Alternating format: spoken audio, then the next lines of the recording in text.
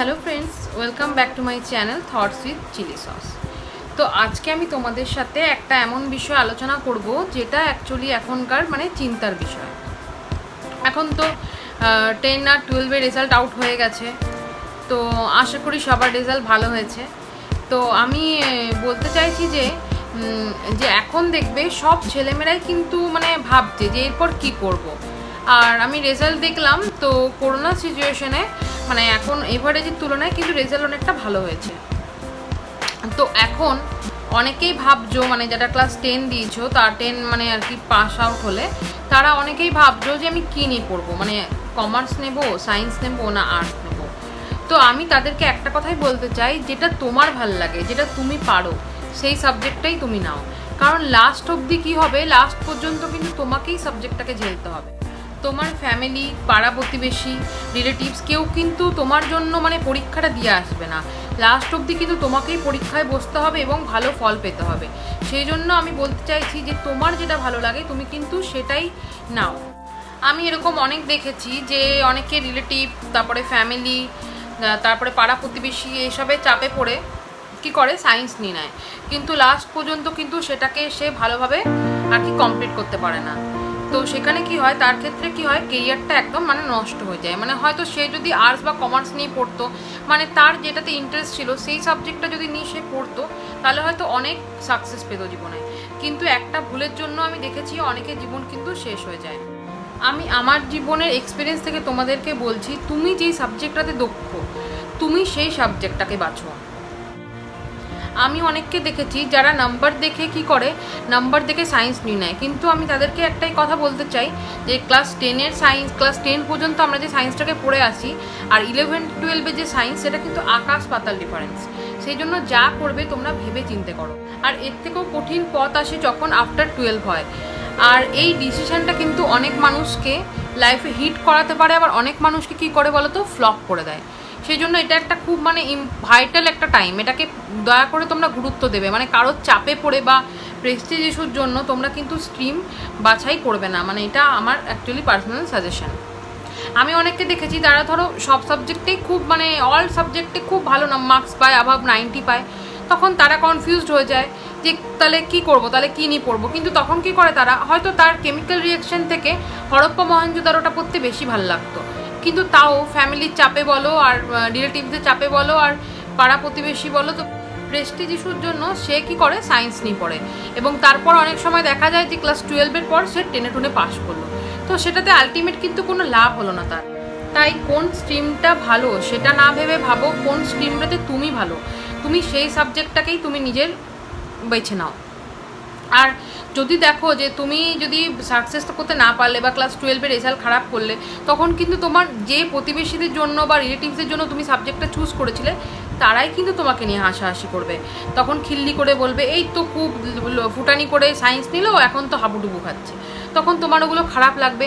আমি এরকমও অনেক স্টুডেন্টকে দেখেছি, আর কি পেপারে পড়েছি, টিভিতে দেখেছি যে ক্লাস 12-এ ভালো রেজাল্ট না করতে পেরে বাড়ির চাপে, একটা হয়তো ক্লাস 10 অবধি সে খুব ভালো পড়াশোনাতে ছিল, খুব নাম ডাক ছিল তার, কিন্তু হঠাৎ করে সে 11-এ উঠে দেখলো যে না আমার দ্বারা হচ্ছে না, ক্লাস 12-এ বাজে রেজাল্ট করলো, তার জন্য অনেক সময় সুইসাইডও করে নেয়।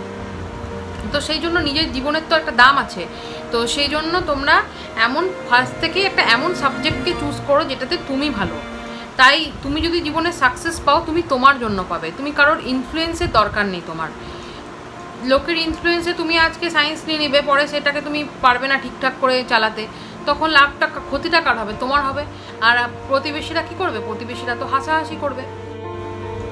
আমরা নিজেদেরকে নিজেরা যতটা ভালো চিনি, তুমি কোন সাবজেক্টটাতে খুব ভালো সেটা কিন্তু একমাত্র তুমি জানতে পারবে। তোমার পাড়া প্রতিবেশী রিলেটিভরা কিন্তু তোমাকে জাজ করতে পারবে না, কারণ আমরা নিজেদের দক্ষতাটা কিন্তু খুব ভালো করেই বুঝি যে আমরা কোন জিনিসটাকে ভালোবাসি, কোনটাকে আমার ইন্টারেস্ট নিয়ে পড়ি, আর কোনটা মা বাবার চাপে স্যারদের ভয়ে পড়ি। সেই জন্য আমরাই কিন্তু নিজেদেরকে সব থেকে ভালো জাজ করতে পারি। তাই কখনোই লোকের কথা না শুনে তুমি নিজের কথা শোনো, কারণ পড়াশোনার ব্যাপারে আমার মনে হয় নিজের কথাটাই বেশি করে শোনা উচিত। হ্যাঁ, সবার কথা শোনো, তুমি শোনো, কিন্তু ডিসিশনটা কিন্তু লাস্ট পর্যন্ত তুমিই নাও, কারণ এটা তোমার জীবন। সাকসেস পেতে হলে তোমাকেই নিজের পায়ে দাঁড়াতে হবে, কেউ তোমার হয়ে কিন্তু ইন্টারভিউটা দিয়ে আসবে না বা এক্সামটা দিয়ে আসবে না। তাই নিজে তুমি যেটা মনে করো তুমি কিন্তু সেটাই করো। আর যদি তোমার প্রবলেম হচ্ছে বুঝতে, হয়তো তোমার সব সাবজেক্টই মোটামুটি ভালো লাগে, রেজাল্ট মার্কস মোটামুটি এভারেজ এসছে, তাহলে তুমি একটা কাজ করতে পারো, এটা আমার পার্সোনাল সাজেশন, যে তুমি ক্লাস 11 থেকে 11-এর বই নিয়ে এসে বাড়িতে দেখো, মানে কমার্সের হয়তো একটা সাবজেক্ট আনলে, সায়েন্সের আর আর্টসের, এবার তোমার পড়ে তুমি জাজ করে বইগুলোকে জাজ করো যে কোন সাবজেক্টটাতে তোমার বেশি ইন্টারেস্ট লাগছে, তোমার ভালো লাগছে, তারপরে তুমি ডিসিশনটা নাও, তাহলে জিনিসটা মানে একদম প্রপার ওয়েতে হবে। তো এটা আমার টিপস ছিল আজকে আমার পক্ষ থেকে। যারা সবাই 10 পাস করলে সবাইকে কিন্তু অল দ্য বেস্ট, খুব ভালোভাবে মানে এই ডিসিশনটা তোমরা নাও এবং জীবনে এগিয়ে চলো। ঠিক আছে, এবার আসি যারা ক্লাস 12-এর এক্সাম মানে আর কি ফিনিশ করেছো, তো তাদেরকে আমি বলতে চাই যে তোমরা তো নিশ্চয়ই এখন অনেক কনফিউজড হয়ে আছো যে কোন সাবজেক্টটা বাঁচবে, মানে কোন লাইন ধরে পড়বে আর কি। তো আমি মানে যারা সায়েন্স ব্যাকগ্রাউন্ডের আছো তারা বেশিরভাগ চলে যায় পলিটেকনিক, ইঞ্জিনিয়ারিং, আর বাকিরা যায় এসএসসির আশায় জেনারেল লাইন নিয়ে গ্র্যাজুয়েশন ভর্তি হয়। তো আমিও তার মধ্যেই পড়ি। তো যাই হোক, আমি আমার যে মানে এই যে আফটার 10-12 যে জার্নিটা আমি একটা আলাদা ভিডিওতে তোমাদের সাথে আমি পরে একবার শেয়ার করব। আর কিছুজন যায় নার্সিংয়ের লাইনে, ফিজিওথেরাপিস্ট লাইনে, অর্থাৎ মেডিকেল লাইনগুলোতে, আর বাকিরা যারা আর্টস কমার্স তো বেশিরভাগই যায় জেনারেল লাইনে। তো এবার আমি বলতে চাই যে অনেকে আছে যারা খুব ভালো স্টুডেন্ট, তারা কি করে হায়ার স্টাডি করে, আবার অনেকে আছে গ্র্যাজুয়েশন কমপ্লিট করে আর প্রাইভেট লাইনে ঢুকে যায়। তো আমি তোমাদেরকে একটা কথাই বলতে চাই যে তোমরা আগে ইমাজিন করো যে তোমরা নিজেকে কোন পোস্টে দেখতে চাও, তারপর কিন্তু ডিসিশনটা নাও। আগের থেকে তুমি একটা জেনারেল লাইনে এই ঢুকে পড়লাম, তারপরে যা হবে একটা গ্র্যাজুয়েশন কমপ্লিট করব, তারপর হয়তো এমএসসি করব, এমএ করব বা নাও করব, তো মানে দেখা যাবে আর কি, সেইভাবে কিন্তু তোমরা ভেবো না। তোমরা আগে নিজেদেরকে ইমাজিন করে নাও যে তোমরা নিজেদেরকে কোন পোস্টে দেখতে চাও, তারপর কিন্তু তোমরা ভাবো যে আমি কোন লাইনে যাব, কোন লাইনে তোমার ইন্টারেস্ট আছে। লাইন অনেক আছে, তুমি যদি কারোর কাছে শুনতে চাও তো তুমি মনে হবে হ্যাঁ এই লাইনটা ভালো, অন্য কাছে যখনই অন্য লাইন সম্পর্কে শুনবে তখন মনে হবে হ্যাঁ এই লাইনটা তো খুব ভালো, কিন্তু তুমি নিজেকে কোন পোস্ট দেখতে চাও আর কি। তো তোমার মানে কোন লাইনটা ভালো লাগে বা তোমার কোন কাজের প্রতি ইন্টারেস্ট আছে, কারণ একটা কাজ করলেই তো হলো না, একটা সারা জীবন কাজটাকে আমাকে অ্যাটলিস্ট 60 ইয়ার অবধি আমাকে কিন্তু টানতে হবে।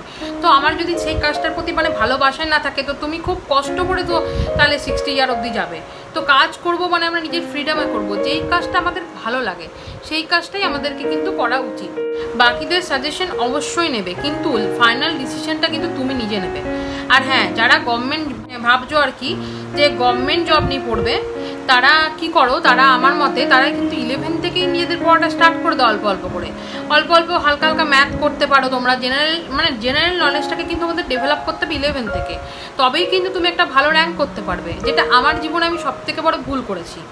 সেই ভুলটাই তোমাদেরকে, তোমরা যাতে সেই ভুলটা না করো সেই জন্যই কিন্তু আমি আজকের এই ভিডিওটা বানিয়েছি। তো আমি অনেক ইন্টারভিউতে দেখেছি, যেমন ইউপিএসসি ক্র্যাক করেছিল যে যিনি প্রথম হয়েছিল, তো তিনি তার ইন্টারভিউতেই বলেছিলেন যে আমি কিন্তু ক্লাস 11 থেকেই মানে আমার পড়াটা স্টার্ট করে দিয়েছিলাম। তো সেটা খুবই দরকার, কারণ আমরা যে ভুলটা করে থাকি সেটা হচ্ছে আমরা ভাবি যে 12 দিলাম, এরপর একটা সায়েন্স একটা কিছু পড়লাম, গ্র্যাজুয়েশন তো অনেক মানে এক্সামের জন্য লাগে, ভালো ভালো মানে হায়ার পোস্টের জন্য লাগে, তো আমরা গ্র্যাজুয়েশনের পর পড়াটা স্টার্ট করি।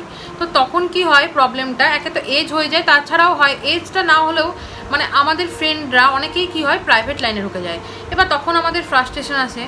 তারপরে তুমি যে কোনো বিয়ে বাড়ি বলো, কোনো পূজা পার্বণ বলো, যেখানেই যাবে দেখবে রিলেটিভসরা কোশ্চেন করে একটাই, মেয়ে হলে জিজ্ঞেস করে কি হলো এখনও বিয়ে হলো না, আর ছেলে হলে কি জিজ্ঞেস করে কি করে ছেলে।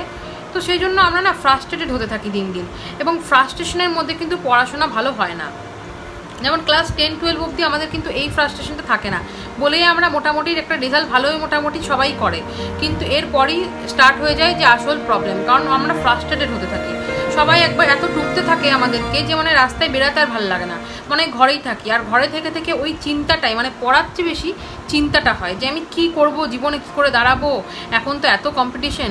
সেই জন্য সেটা না ভেবে ভাবো তুমি তোমার কিন্তু চাকরি পাওয়ার জন্য একটা পোস্টই নাও, সেই জন্য সেইভাবে নিজেকে প্রিপেয়ার করো যাতে তোমার জন্য অনেক পোস্ট তুমি মানে আর কি অ্যাচিভ করতে পারো জীবনে। তার জন্য স্টার্টটা কিন্তু একটু আগের থেকে করতে হবে, পরের থেকে করলেও হয়, অনেকের হয়, কিন্তু বেশিরভাগ যদি তুমি আগের থেকে স্টার্ট করো তাহলে কি সাকসেসটা তুমি একটা মানে লিমিটেড বয়সে পাবে, ইন বিটুইন 23 to 25, তখন তোমার এনার্জিটাও খুব ভালো থাকবে। কিন্তু যখনই দেখবে তোমার আফটার 23 তোমার কিন্তু পড়াশোনার একটা এনার্জি কমতে থাকবে।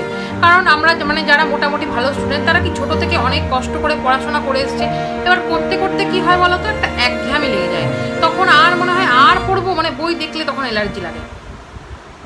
তো সেই জন্যই বলছি, তারা যারা গভর্নমেন্ট জবের প্রিপারেশন নিতে যাও তারা কিন্তু 11 থেকেই একটু একটু করে নিজেকে সেইভাবেই প্রিপেয়ার করো, পরে করলে কিন্তু সময়টা কিন্তু অনেকটাই চলে যাবে।